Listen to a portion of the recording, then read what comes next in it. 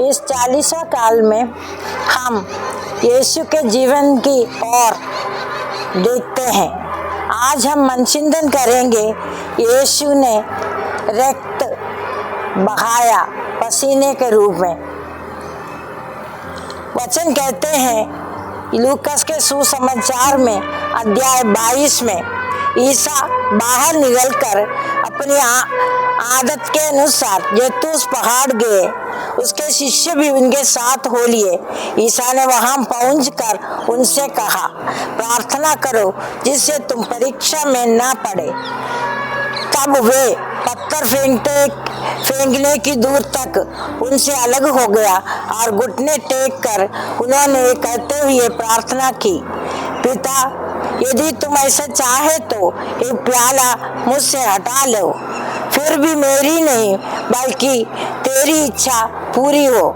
तब उन्हें स्वर्ग का एक दूत दिखाई दिया और वे प्राण पीड़ा में पड़ने के कारण और भी एकाग्र होकर प्रार्थना करते रहा और पसीना रक्त की बूंद की तरह धरती पर टपकता रहा। हाँ मेरे भाई और मेरी बहन, यीशु का प्राण पीड़ा का शुरुआत गत्सेमनी वाटी में हुआ। वहाँ शिष्यों के साथ वो प्रार्थना करने गत्सेमनी में पहुंचा और शिष्यों से दूर जाकर प्रार्थना करने लगा।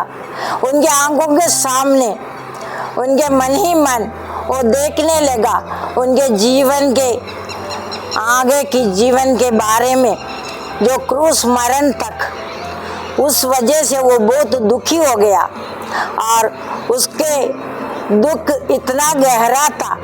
मनुष्य होने के नाते उसके पसीना रक्त में बहने लगा और शिष्य इनके परवाह बिना सोते रहा और ये प्रार्थना करते रहा शक्ति के लिए। आने वाले जो क्रूस की रास्ता और मरण तक देखते हुए मन ही मन इतना गहरा दुख उनके रक्त को पसीना में बदल कर बाहर निकलने लगा। एक मनुष्य बहुत गहरा दुख में जाते हैं। साइंस कहते हैं कि पसीना रक्त में बाहर निकलते हैं।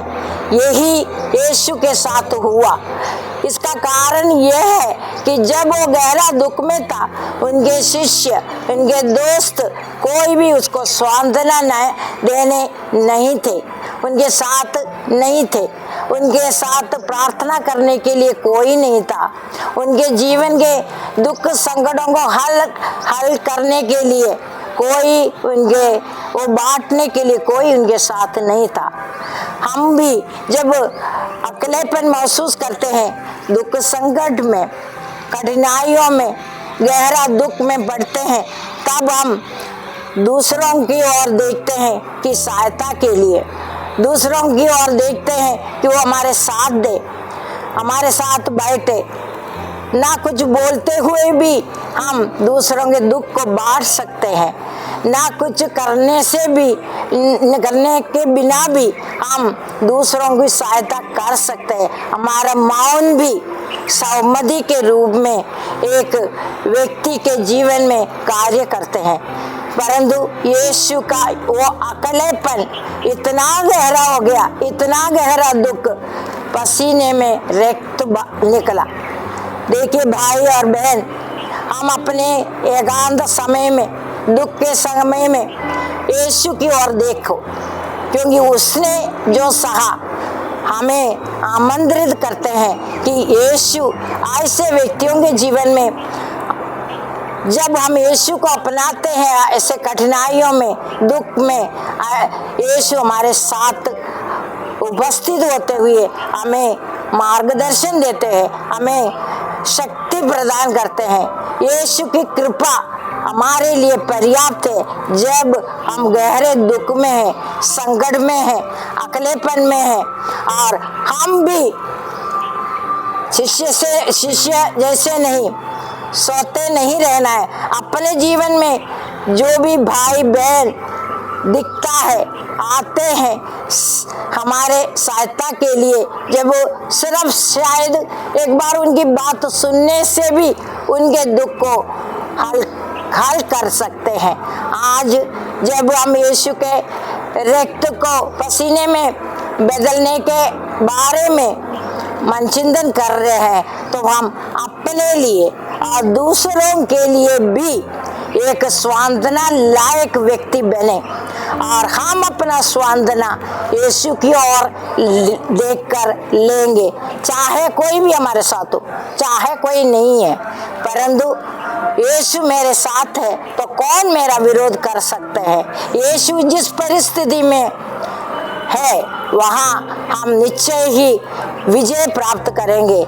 इसीलिए प्रवक्ता ग्रंथ में ये लिखा है, ये ईश्वर से लिपटे रहो।